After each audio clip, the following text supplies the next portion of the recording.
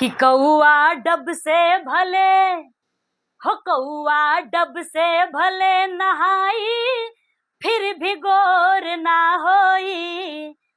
कौआ डब से भले नहाई फिर भी गोर ना होई। कौआ डब से भले नहाई फिर भी गोर ना होई। त बिना रबी रोशनी हो, बिना रबी रोशनी दिया जरवले भोर ना होई। बिना रबी रोशनी दिया जरवले भोर ना होई। कौआ डब से भले नहाई फिर भी गोर ना होई।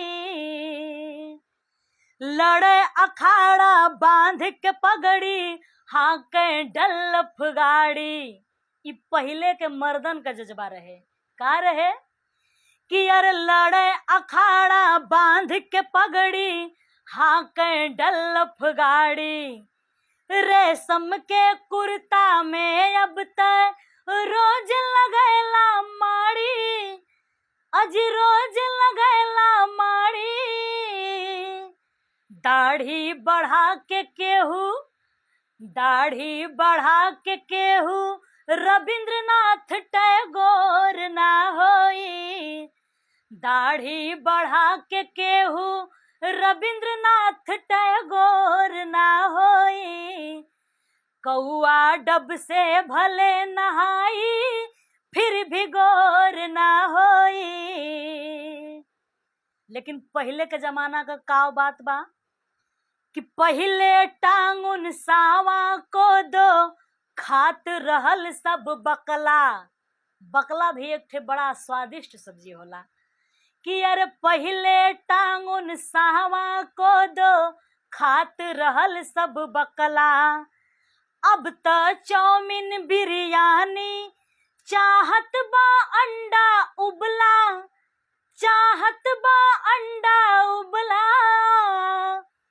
बगुला पंख पसार के, बगुला पंख पसार के नाची फिर भी मोर ना होई।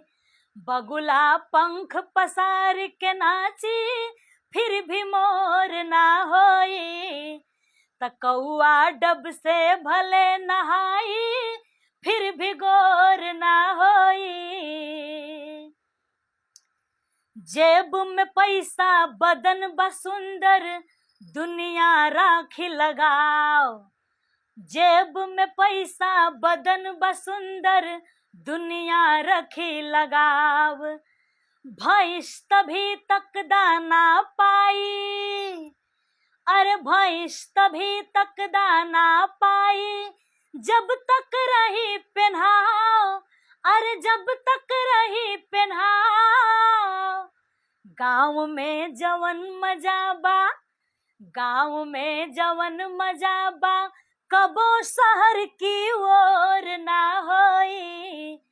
गाँव में जवन मजा बा कबो शहर की ओर ना होई। त गाँव में जवन मजा बा कबो शहर की ओर ना होई। कौआ डब से भले नहाई फिर भी गोर ना होई। लेकिन अगली लाइन और लास्ट लाइन में कहना बका कि अरे लंबा टीका मधुरी बानी बनते संत फकीर। लंबा टीका मधुरी बानी बनते संत फकीर। साथियों, मैं सभी संतों की बात नहीं कर रही, लेकिन कुछ पाखंडी संत ऐसे हैं जो दिखावा करने का काम करते हैं, और उनकी सच्चाई क्या है आप लोग तो जानते ही हैं। तो कहना है क्या कि अरे लंबा टीका मधुरी बानी बनते संत फकीर। अंदर से लादेन कसाढ़ू बाहर बने कबीर। अरे अंदर से लादेन कसाढ़ू बाहर बने कबीर, अज बाहर बने कबीर। नीर से प्यास बुझी पर, नीर से प्यास बुझी पर सुषमा नयन के कोर ना होई। नीर से प्यास बुझी पर सुषमा नयन के कोर ना होई। त कौआ डब से भले नहाई फिर भी गौर ना होई। कौआ डब से भले नहाई फिर भी गौर ना होई। बिना रबी रोशनी हो बिना रबी रोशनी दिया जरवले भोर ना होई। बिना रबी रोशनी दिया जरवले भोर ना होई। दाढ़ी बढ़ा के केहू रविंद्रनाथ टैगोर ना होई। बगुला पंख पसार के नाची फिर भी मोर ना होई।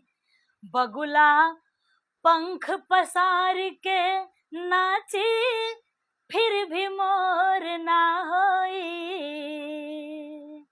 इस गीत को आप लोग ज्यादा से ज्यादा शेयर करें, लाइक कमेंट करें।